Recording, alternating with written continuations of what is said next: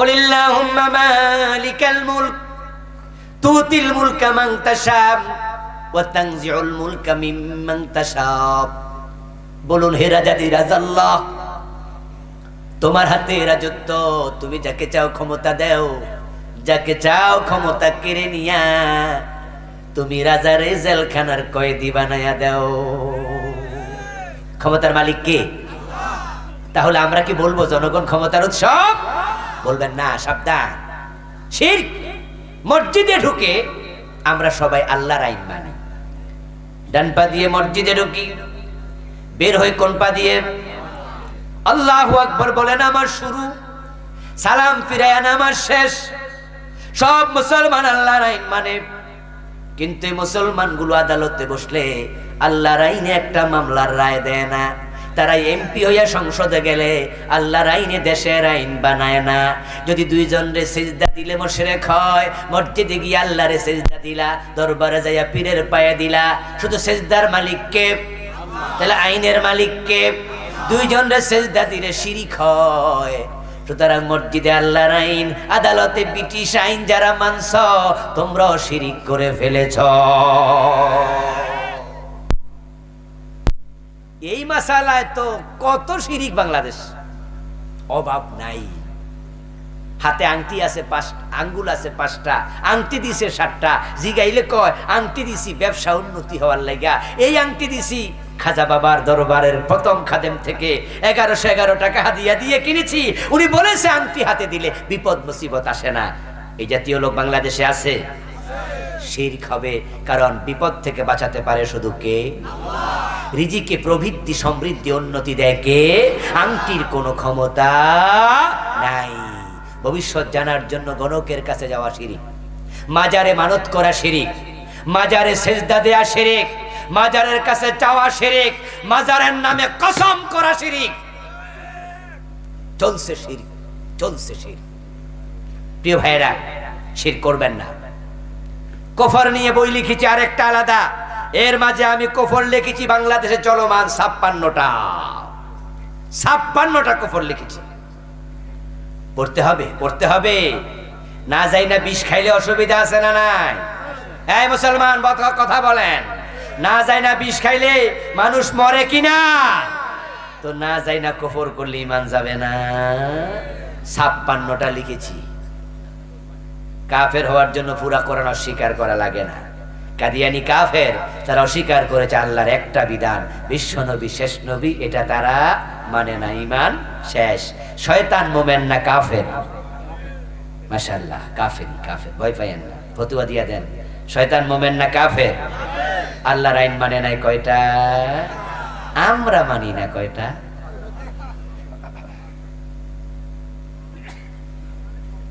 ও প্রিয় ভাই, লক্ষ্য করুন, শয়তান আদম নবীরে সিজদা করে নাই, কাফের হয়ে গেল। আমাদেরকে আল্লাহ বলে চোর ধরে হাত কাটো, 52 বছরে কাটলেন না। ডাকাত ধরে শুলে দাও, 52 বছরে দিলেন না। জেনা করলে পাথর মারো, বিবাহিত হলে অবিবাহিত হলে 100 বেত লাগাইয়া দাও, 52 বছরের বাংলাদেশি আইন মানলেন না। মদ পান করলে 80 বেত দিতে হবে, এমন আইন ইসলামে আছে না নাই? হযরত ওমর নিজের ছেলেকেও ছাড় দেয় নাই, কিন্তু 52 বছরে বাংলাদেশে মদ পানে 80 বেত, এই আইন আমরা মানছি কয়দিন? কাদিয়ানি মানে নাই কয়টা? শয়তান মানে নাই কয়টা? তো তাদের ঈমান গেলে আপনাদের খবর কি? ফজরের টাইমে ঘুম থেকে উঠে ওযু টুজু করে যখন নামাজে দাঁড়ায় আউযুবিল্লাহ পড়েন না, শয়তান পাশে দাঁড়ায় আপনারে ধমকায়, তিরস্কার করে। কি পড়ছেন? আউযুবিল্লাহি মিনাশ শাইতানির রাজিম। আল্লাহ তোমার কাছে অভিশপ্ত শয়তান থেকে আশ্রয় চাই। শয়তান পাশে দাঁড়ায় বলে, কি আমাকে অভিশপ্ত বললো? আমি একটা আইন মানি নাই, এতে আমি অভিশপ্ত। তোর 14 গোষ্ঠী অভিশপ্ত, কারণ তুই ডজন ডজন মানুষ না। আমি আবুল কালাম আজাদ বাশার আমার ওয়াজ শুনে কালকে সব আইন সমাজে চালু হয়ে যাবে, এত সোজা না। আমরা এটা মনে করি না, এটা অনেক কঠিন কাজ। এরপর ওয়াজ করে যাব, বলে যাব সমাজে আল্লাহর আইন কায়েম হোক আর না হোক, একা হলো বলে যাব আল্লাহ ছাড়া কারো আইন মানা যাবে না। কারণ আমরা বেঈমান হয়ে মরতে চাই না। করবেন না কুফর, কফরগুলো শিখবেন এখান থেকে। বিভিন্ন রাইটারের বই আছে, কিনবেন, পড়বেন। পড়ার কোনো বিকল্প, রমাদান মাস সামনে, তাফসীর পড়বেন, কোরআন পড়বেন, ইসলামী সাহিত্য পড়বেন। আমার প্রিয় ভাই, 3 নাম্বার নিফাক, মুনাফিকের 28টা আলামত লিখেছি। বাংলাদেশের লোকেরা জানে 3টা। কথা বললে মিথ্যা বলবে, ওয়াদা করলে লঙ্ঘন করবে, আমানত দিলে খেয়ানত করবে। এখানেই বুঝি শেষ। এই 3টা তো ছোট্ট নেফাক, যাতে কবিরা গুনাহ হয়। মিছা কথা কইলে ঈমান যায় না, কিন্তু এমন নেফাক আছে যেটা বলার সাথে, অন্তরে ঢোকার সাথে সাথে ঈমান শেষ। 28টা লিখছি এখানে। কোরআন থেকে হাদিস থেকে লিখেছি, বানায়া লেখার তো কোনো সুযোগ নেই, কোনো অনুমতি নাই। এই 3টি কাজ থেকে বাঁচবেন। নেকামল, নেকামল, নেকামল। নেকামল কি? ইনশাআল্লাহ আল্লাহ যদি সুযোগ দেয় অন্য কোনো সময় বলবো। আজকে অনেক রাত হয়ে গেছে। নেকামল মানে শুধু নামাজ, রোজা, হজ, যাকাত না রে দোস্ত। নেকামল মানে হলো মা আতাকুমুর রাসূলু ফাখুযুহু ওয়া মা নাহাকুম আনহু ফান্তাহু। রাসূল যা করতে বলেছেন করো, যা ছাড়তে বলেছেন ছাড়ো। নামাজ পড়বা, হারাম খাইবা, তোমার নেকামল আল্লাহ পর্যন্ত পৌঁছবে না। নেকামল বুঝে করবেন। আল্লাহ তৌফিক দিন, বলুন আমিন। প্রিয় ভাইরা, উঠবেন না প্লিজ, উঠবেন না প্লিজ একটু। ইনশাআল্লাহ আমরা একসাথে দোয়া করে বিদায় নিতে চাই। আমি মুসাফির মানুষ, আপনাদেরকে সাথে নিয়ে দোয়া করব। আমার বড় ভাই ডক্টর হাবিবুর রহমান ভাই সারাক্ষণ বসেছিলেন। বক্তা মানুষেরা এরকম বসে বসে আর শোনে না, এটা ওনার বিনয়ের বহিঃপ্রকাশ। আল্লাহ ভাইয়ের হায়াতে বারাকা দান করুন। ভাই দোয়া করবেন, আমরা দোয়ার সাথে অংশগ্রহণ করব। এর আগে সামান্য একটু কথা বলবো। আমার লেখা 7টি বই স্টেজে আছে, যারা নিতে চান তারা নিয়ে যাবেন। আর মাহফিল কমিটি আপনাদের কাছে একটু সহযোগিতা চেয়েছেন। এতিমখানা নাকি এখানে আছে, এতিমখানার জন্য মেহেরবানি করে আজকের মাহফিল কবুল করে নাও। ইয়া আল্লাহ, আজকের মাহফিলে আমরা যারা এসেছি আমাদের জীবনের সবগুলা গুনাহ মাফ করে দাও। আমাদের সালাম তোমার বন্ধুর কবর মুবারক মদিনা মুনাব্বারায় পৌঁছায়া দাও। আয় রাব্বাল আলামিন, এই মাহফিলে যারা আমরা টাকা দিলাম, পয়সা দিলাম, বুদ্ধি পরামর্শ দিয়ে শামিল থাকলাম, মাহফিলে উপস্থিত এই মাহফিলটাকে সফল সার্থক করলাম, সবার সব খেদমত তুমি কবুল করে নাও।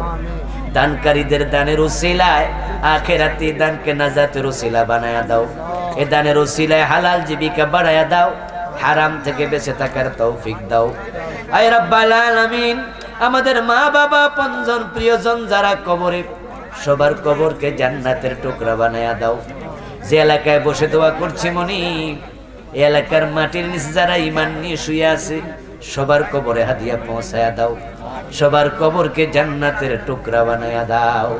ইয়া আল্লাহ, আজকের মাহফিলের সম্মানিত সভাপতি ইয়া আল্লাহ মুহতারাম মির্জা মোহাম্মদ দাউদ, প্রধান অতিথি বীর মুক্তিযোদ্ধা আব্দুর রব সাহেব সহ যারা মেহমান বিন্দু, সকলকে দ্বীনের জন্য কবুল করে নাও।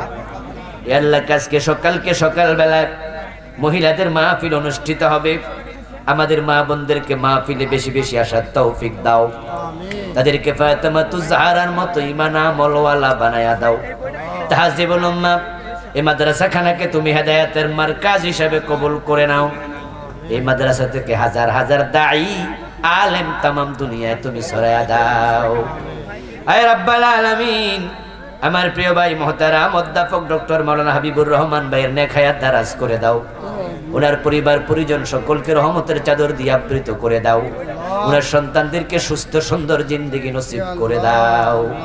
ইয়া আল্লাহ, আমরা যারা হাত তুলেছি জানি না কবে কার ডাক এসে যায়। ও মানি, আমাদের সকলকে ঈমান আমল নিয়ে বেঁচে থেকে কালেমা পড়তে পড়তে মরার জন্য কবুল করে নাও। একজন মুরব্বী 5,000 টাকা দিয়েছেন। আল্লাহ, এইভাবে অনেকে দান করেছেন, দোয়া চেয়েছেন। আল্লাহ, রফিক ভাই রহমত, আল্লাহ মেহেরবানি করে আল্লাহ মুরব্বীর নেক হায়াত দারাজ করে দাও। এভাবে যারাই দান করেছে সবার দান তুমি কবুল করে নাও। আল্লাহ, অসুস্থতা দূর করে দাও। যাবতীয় চাহিদা গাইবি খাজানা থেকে দিয়ে পূর্ণ করে দাও। দানকারীদের মনের যাবতীয় নেক আশা তুমি পূরণ করে দাও। ওয়ারহামনা ওয়ানসুরনা واجعل آخر كلامنا عند الموت لا إله إلا الله محمد رسول الله والسلام عليكم ورحمة الله وبركاته